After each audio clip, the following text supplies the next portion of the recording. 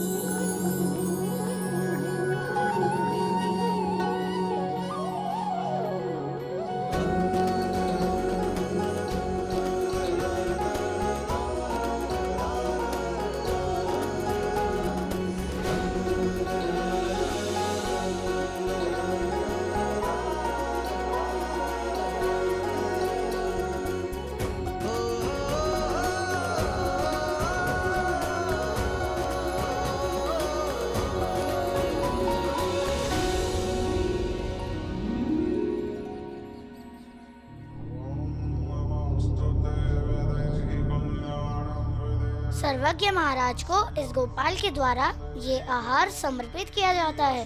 स्वीकार करें महाराज। प्रणाम करो इसे। इसे प्रणाम। तुम्हारा ये आहार हमें स्वीकार्य है। अब बताओ, तुम्हें कैसा आहार पसंद है? चटपटे व्यंजन, मदिरा पान और कभी कभी मांसाहार।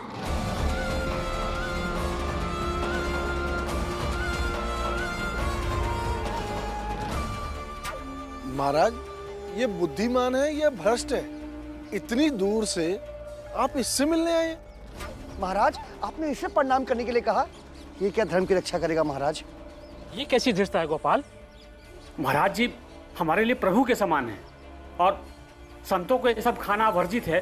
तुम्हें इसका ज्ञान नहीं है क्या? सर्वज्ञ महाराज ने मेरी पसंद पूछी थी। यह सब मेरी पसंद है, परंतु मैं इन्हें खाता नहीं, क्योंकि मैंने अपने जीवन का चुनाव इस तरह से किया है कि यह सब वर्जित है। और पसंद होने के बाद भी वर्जना को मानना ही तो अनुशासन है, और अनुशासन ही तो मनुष्य को महान बनाता है। अपनी मान्यताओं की सुरक्षा के लिए किसी भी व्यक्ति को किस हद तक जाना चाहिए? उस हद की कोई परिभाषा नहीं है महाराज, क्योंकि मनुष्य जात का गौरव इस बात से है कि वह अपनी मान्यताओं को कैसे संभालता आया है। और अगर कोई व्यक्ति अपनी मान्यताओं को तोड़ने की कोशिश करे तो उस व्यक्ति को सख्ती से नहीं, बल्कि उनमें अपनी मान्यताओं में विश्वास जगाने की रणनीति बनानी चाहिए। जैसे नदी नाले ताल तलैयाओं का अस्तित्व तभी तक रहता है जब तक वह समंदर में ना मिले। एक बार मिल गए तो अस्तित्व विहीन हो जाएगा। तुम छोटी जाति और बड़ी जाति को कितना मानते हो? इतना कि अगर पता चल जाए कि आप छोटी जात के हैं और मैं बड़ी जात का होकर भी आपको भोजन परोस रहा हूँ, तो मैं आपका वध कर दूंगा।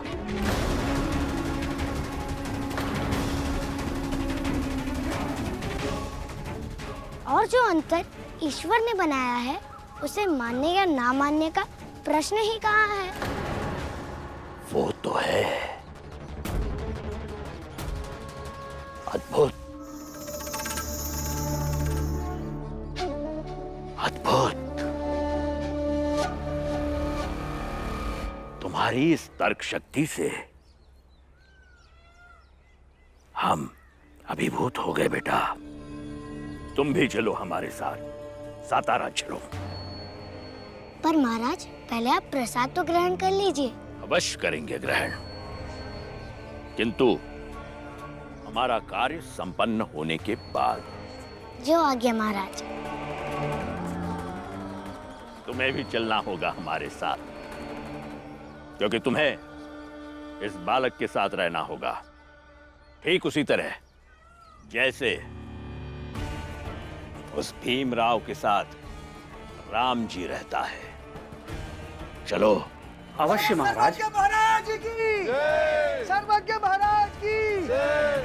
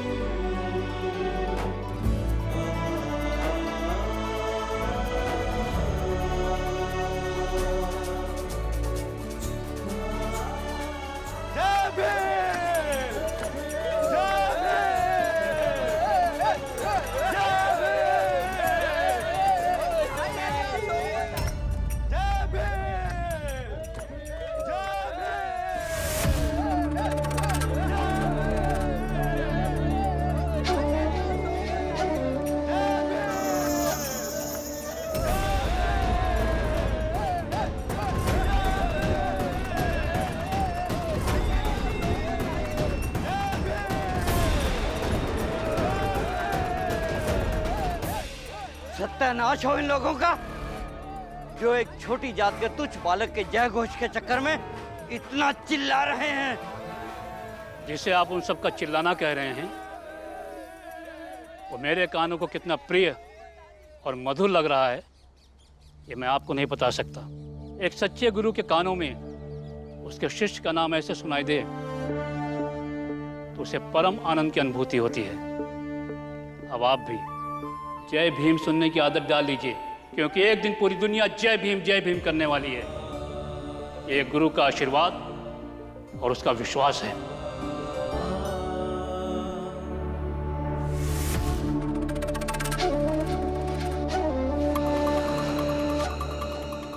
पालते रहो गफलत, जय भीम को पराजित करने की विधि महाराज लेकर आ ही रहे होंगे।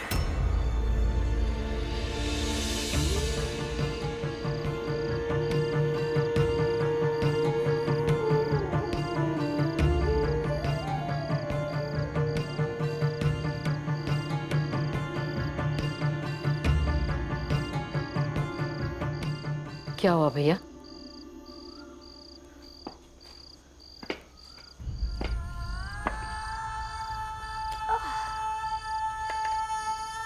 क्यों ऐसे अकेले में आकर बैठे हो? क्या सोच रहे हो भैया?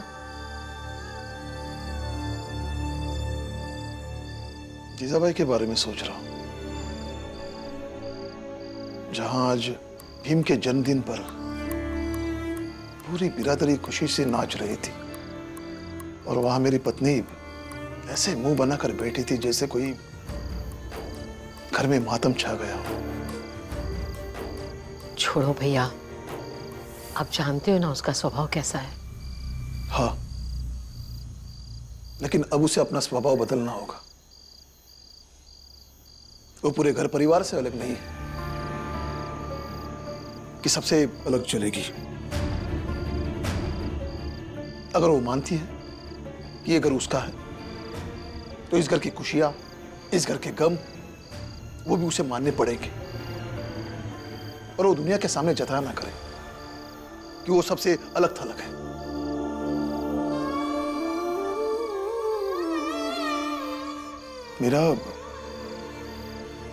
मैं चाहता हूं कि मेरे बच्चे जीजाबाई को सौतेली मां ना समझे, लेकिन उसके लिए जीजाबाई को भी वैसा ही व्यवहार करना पड़ेगा। लेकिन वो है कि खुद ही दिखाती रहती है कि मैं सौतेली हूं, मैं सौतेली हूं।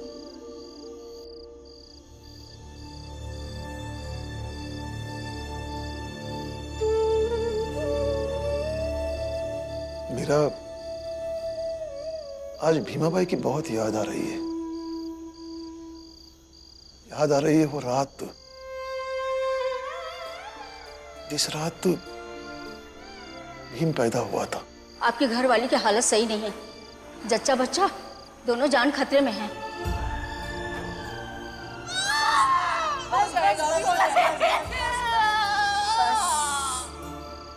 उस रात भीमाबाई ने कितनी तकलीफ उठाई थी। आज भी सोचता हूं तो रोंगटे खड़े हो जाते हैं। बस बस भाव आता ही होगा। बस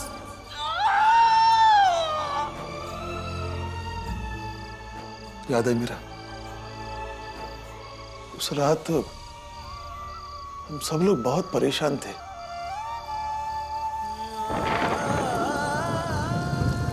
डॉक्टर ने जी, दरवाजा खोलो डॉक्टर ने जी। हाँ,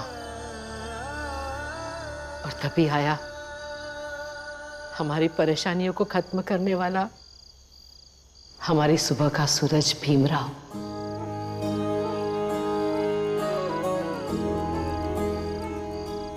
इतनी मुश्किलों से तू लड़के आया है, अब अंधेरा छटेगा, रोशनी होगी और हर दिन से जास्ती चमकीला सूरज निकलेगा।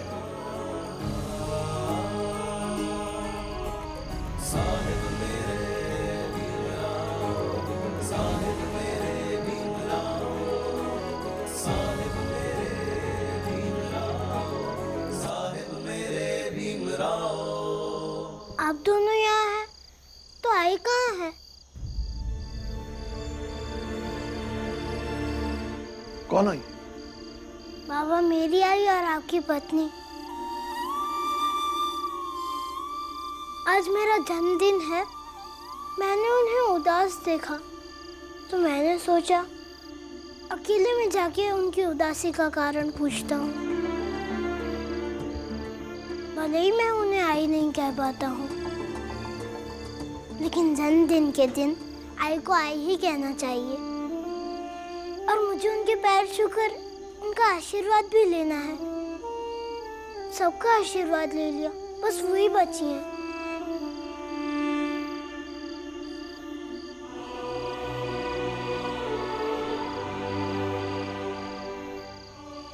देखा, इसे कहते हैं प्यार।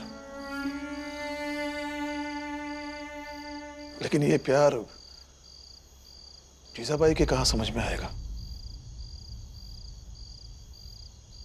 जब बुलाओ उसे और पूछो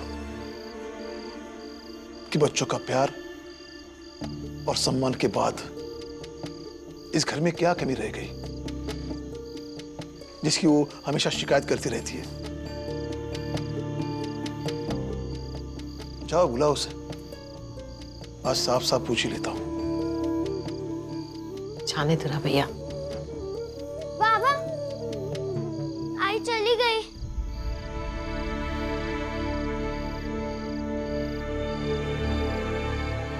मतलब? कहाँ चली गई?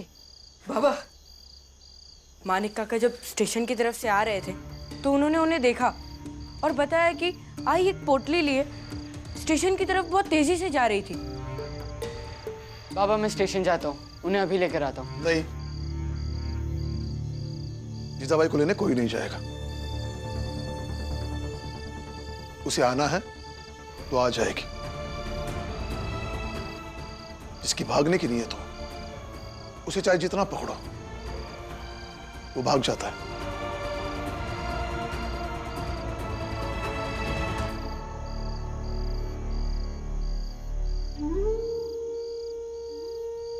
लेकिन बाबा, वो इतनी रात को कहाँ जाएंगी? बंबई जाएगी, अपने बाबा के पास। उनके सिवा जीजाबाई का इस दुनिया में कोई नहीं है। लेकिन बाबा, वो गुस्सा होकर गई है और शायद वो मुझसे ही नाराज होंगी। मैं उनसे माफी मांग लूंगा तो शायद वो आ जाए। इसलिए बाबा, हमें जल्दी से स्टेशन जाना चाहिए। नहीं बेटा,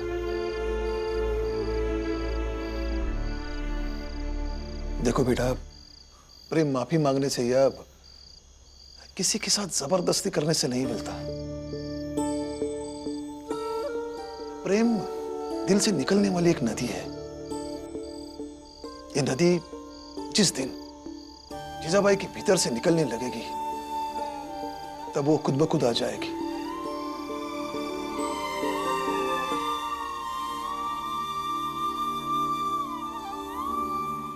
बहुत रात हो चुकी है, तुम सब लोग सो जाओ।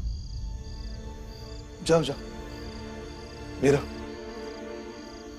बच्चों को लेके जाओ।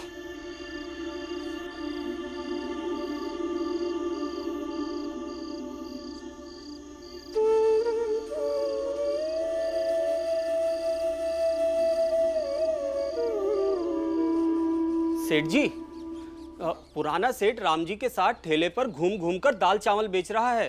तो तुम भी बेचना शुरू करो। सेठ जी, बात ये नहीं है, बल्कि बात ये है कि राम जी उसके साथ है और राम जी बहुत बुद्धिमान है। वो ठेले पर बिकवाते बिकवाते आपकी दुकान खरीदवा सकता है। अच्छा, तो फिर राम जी जैसा एक बुद्धिमान आदमी ढूंढो जो हमारा धंधा बढ़ाए। राम जी जैसा बुद्धिमान तो एक ही है, लेकिन वो इस दुकान में काम नहीं करेगा। कौन? राम जी का बेटा भीमराव। अच्छा, देखो वो मुझे या तुम्हें तो पहचानता नहीं है, तो एक बार मिलकर देखते हैं। कहाँ मिलेगा ये भीमराव? मिल जाएगा कहीं भी काम की तलाश में। वो भी काम ढूंढ रहा है। कोई काम हो तो बताइए, हमें पैसों की जरूरत है। पहले तो दूर हटो, हमारे पास कोई काम नहीं है, जाओ यहाँ से।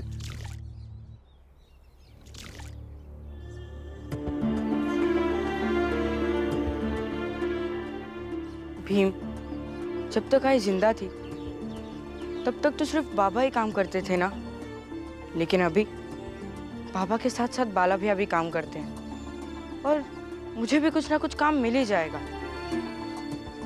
फिर तू क्यों काम ढूंढ रहा है भीम? भीम, तुझे ऐसा नहीं लगता कि तुझे बस अपनी पढ़ाई पर ध्यान देना चाहिए? नहीं आनंद भैया, आई के जाने के बाद सब कुछ बदल गया है। बाबा की दूसरी शादी हो गई है और बाबा की नई पत्नी का स्वभाव तो आप जानते ही है ना, और इसलिए हम सबको अपना जीने का स्वरूप बदलना चाहिए। हाँ, वो सब ठीक है भीम, लेकिन कोई हमें काम कहाँ दे रहा है? मैं दूंगा काम।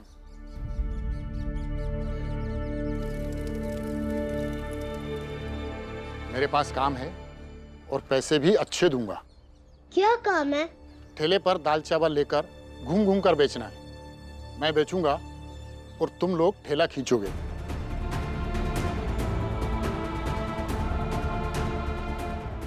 ठीक है, हम तैयार हैं। लेकिन मुझे एक वचन चाहिए। तुम दोनों काम छोड़कर भागोगे नहीं। तुमसे पहले जो था वो भाग गया और मैं दूसरा ढूंढने में परेशान हो जाता हूँ।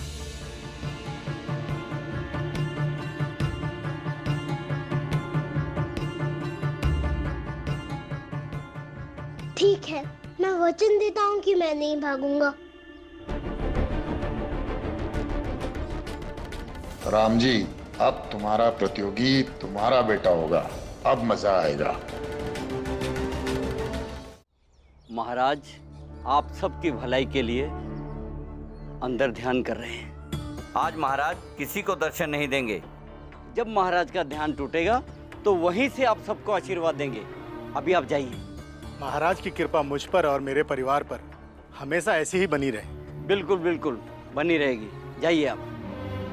पंडित जी, ये आज चंदा इकट्ठा हुआ था, महाराज को देना था। रख दीजिए यहाँ पर। आज महाराज सबके भलाई के लिए ध्यान कर रहे हैं और जब ध्यान से बाहर आएंगे तब तो आपको आशीर्वाद देंगे। अभी आप जाइए।